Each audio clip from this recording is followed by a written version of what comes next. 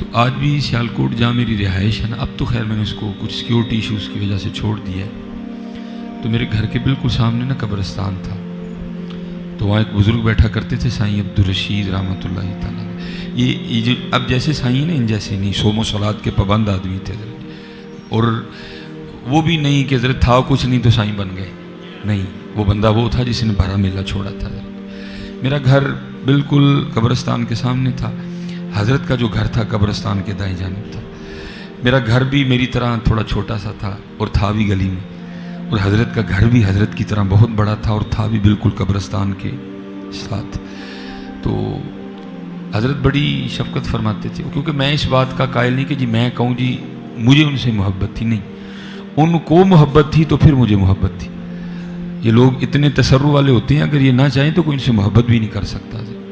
یہ جس کے لیے چاہتے ہیں وہی محبت کرتا ہے، جس کے لیے نہ چاہیں ان سے کوئی محبت نہیں کر سکتا۔ اس لیے میں نہیں کہوں گا جی مجھے محبت تھی، ان کو محبت تھی تو ان کی محبت کی وجہ سے پھر مجھے بھی محبت تھی۔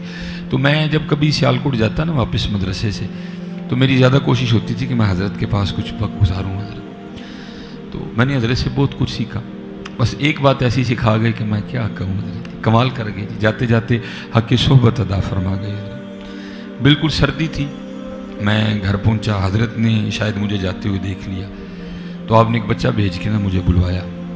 میں گیا، آپ نے کچھ بات کیے بغیر پہلے میرے ہاتھ پہ 1000 کا نوٹ رکھا، پرانا جو بڑا نوٹ ہوتا تھا، تو 1000 کا نوٹ رکھ کے مجھے کہنے لگے مولوی جی کو کام کہیے تو کر دو گے، کیونکہ نوٹ 1000 کا تھا، میری زبان سے بھی نکلا۔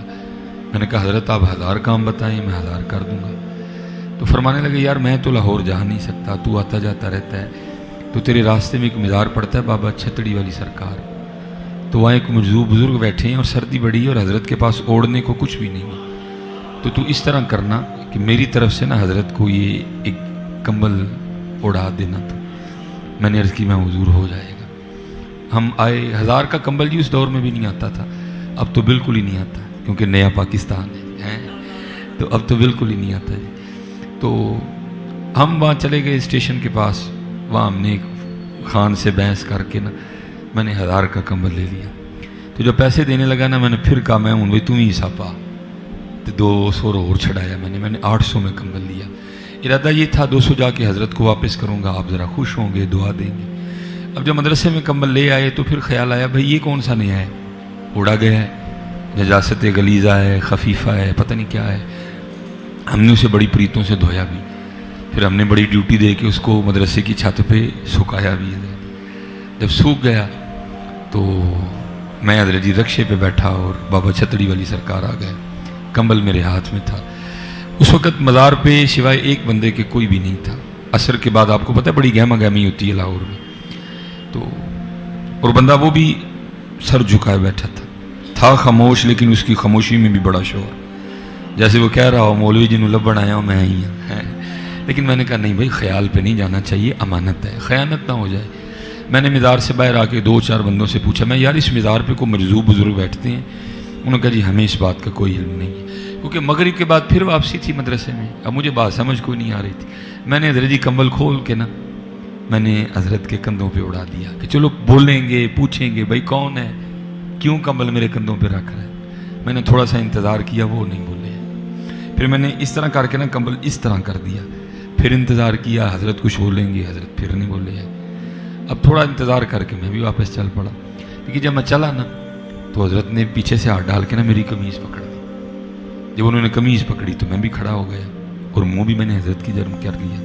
تو مجھے کہتے کیا ہیں، کہتے ہیں مولوی جی کمبل تے دے چلے ہو، جڑا 200 بچیا ہوئی تے دے کے جاؤ نا، کمبل تے دے چلے ہو، جڑا 200 بچیا ہوئی تے دے کے جاؤ نا۔ تو میں حضرت مسجد میں بیٹھا ہوں، دن تو سردیوں کے تھے لیکن بابے نے میرے پیروں کے نیچے سے زمین نکال دی۔ وہ جس کو آپ پنجابی میں بولتے ہیں نا تریلی آنا، مجھے سارے وجود پہ جو ہے نا ہمارے خوف کے تریلی آ گئی۔ وہ بھائی سیالکوٹ میں 120 کلومیٹر کا فاصلہ ہے لاہور کے لیے، اس کو یہاں بیٹھے پتہ ہے 1000 دیا گیا ہے، پھر اس کو اتنا بھی پتہ ہے کہ 200 بچ گیا ہے، پھر اس کو اتنا بھی پتہ ہے 200 میری جیب میں ہے۔ چاہیں تو اشاروں سے اپنی کایا ہی پلٹ دیں دنیا کی، یہ شان ہے خدمتگاروں کی، سرکار کا عالم کیا ہوگا۔ بھائی کتابوں میں بھی بڑی دلائل پڑھے تھے، میں نے تو وہاں سے سیکھا تھا، میں نے تو وہاں سے. مجھے احباب کہتے ہیں بھائی نہیں بچے درود پڑھتے آپ تقریر کیا کریں، لیکن وہ کہتے ہیں نہیں یار مجھ سے آگے بات ہی نہیں ہوتی کوئی. یہ تو بھائی غلاموں کا حال ہے. یہ ایسے اخبار الاخیار حضرت شیخ عبدالحق محدث دہلوی کی کتاب ہے. میں لب لباب میں کو 2-3 باتیں میں نے اور کرنی ہیں، وقت کو بھی میں نے مد نظر رکھنا ہے. اس میں بھی حضرت نے لکھا ہے، حضرت شاہ رکن عالم رحمۃ اللہ تعالیٰ علیہ کے والے سے وہ کو عالم دین ہوئے جن کا نام تھا مولانا ظہیر الدین لنگ. اور یہ بادشاہ وقت جو تھا نا وہ حضرت شاہ رکن عالم کا مرید تھا حضرت. تو یہ مولانا ظہیر الدین لنگ یہ صاحب تصنیف بزرگ ہوئے ہیں، عالم دین تھے. یہ کسی کام سے نا بادشاہ سے ملنے گئے، تو جو بادشاہ کو پتہ چلا نا کہ حضرت ملتان رہتے ہیں اور رہتے بھی حضرت شاہ رکن عالم کے محلے کے ہیں، تو وہ بادشاہ حضرت مولانا ظہیر الدین لنگ کو کہتا ہے حضرت آپ میرے شیخ کے محلے کے ہیں، تو آپ نے بھی میرے پیر و مرشد کی کو کرامت دیکھی ہے. تو مولانا ظہیر الدین لنگ فرماتے ہیں بھئی شیخ کی سب سے بڑی کرامت یہ ہے کہ جمعے میں رش بڑا ہوتا ہے، جمعے میں رش بڑا ہوتا ہے، فجر کی نماز کے بعد ہی لوگ آ جاتے ہیں آپ کے پاس جمعہ ادا کرنے کو. تو کیونکہ حضرت کی عمر تھوڑی ہے، میری عمر زیادہ ہے، تو ایک دن ایمی نا میرے دل میں تھوڑا سا حسد آ گیا. میں نے کہا یار یہ منڈا ہے، میں بابا ہوں، میرے کل آندہ کوئی نہیں، اتھوں اٹھدا کوئی نہیں، یہ کیا مسئلہ ہے. میں نے کہا کچھ اس طرح کا کام کروں کہ لوگوں کے دلوں میں حضرت کی عزت کم ہو جائے، میری بڑھ جائے. مولانا ظہیر الدین لنگ بادشاہ کو سنا رہے ہیں، کہتے اس کے لیے میں نے فیصلہ کیا کہ بھری مجلس میں نا جمعے کے دن شاہ رکن عالم رحمۃ اللہ تعالیٰ سے کوئی اس طرح کا مسئلہ پوچھوں حضرت جواب نہ دے سکے تو سلسلہ ختم ہو جائے گا. کہتے میں جمعرات کی رات کو نا لائبریری چلا گیا اور ساری رات مسئلہ تلاش کرتا رہا. کہتے صبح مسئلہ مل گیا، فجر کے قریب نا مسئلہ مل گیا. مسئلہ کیا ملا بھائی؟ پہلے ہے فرض، پھر ہے واجب، پھر ہے سنت مؤکدہ، پھر سنت غیر مؤکدہ. ہونا تو یہ چاہیے تھا کہ جو وضو ہے وہ فرض سے شروع ہوتا، لیکن وضو کی ابتدا سنتوں سے ہو رہی ہے. ہاتھ دھونا سنت، بسم اللہ سے ابتدا کرنا سنت، 3 بار دھونا سنت، مسواک کرنا سنت، غرغرہ کرنا سنت، ناک میں پانی چڑھانا سنت. ٹھیک ہے جی، پھر جا کے کہیں فرض کی باری آتی ہے. یہ کیا ہے جی؟ وضو فرض سے کیوں شروع نہیں ہو رہا، سنتوں سے کیوں شروع ہو رہا ہے؟ کہتے مسئلہ میں ڈھونڈ کے نا میں نے کہا چل ابھی فجر میں ٹائم ہے تھوڑا سا سو جاؤں. کہتے جیسے سویا نا خواب میں حضرت شاہ رکن عالم رحمۃ اللہ تعالیٰ علیہ حلوہ لے کے آ گئے اور فرمانے لگے مولوی جی ساری رات محنت کیتی ہے، تھک گئے، لو حلوہ کھا لو. اخبار الاخیار، ٹھیک ہے جی، اخبار الاخیار. مولوی جی ساری رات بڑی محنت کیتی ہے، تھک گئے ہو، حلوہ کھاؤ ذرا تھکن لگ جائے. مولانا ظہیر الدین لنگ بادشاہ کو بتاتے ہیں میں نے حلوہ کھا لیا. ٹھیک ہے، کہتے جیسے حلوہ ختم ہوا تو آنکھ کھل گئی، لیکن منہ میٹھا تھا، لیکن دل میں حسد آ گیا نا. کہتے میں نے کہا یہ کام تو شیطان بھی کر سکتا ہے، صبح انشاءاللہ.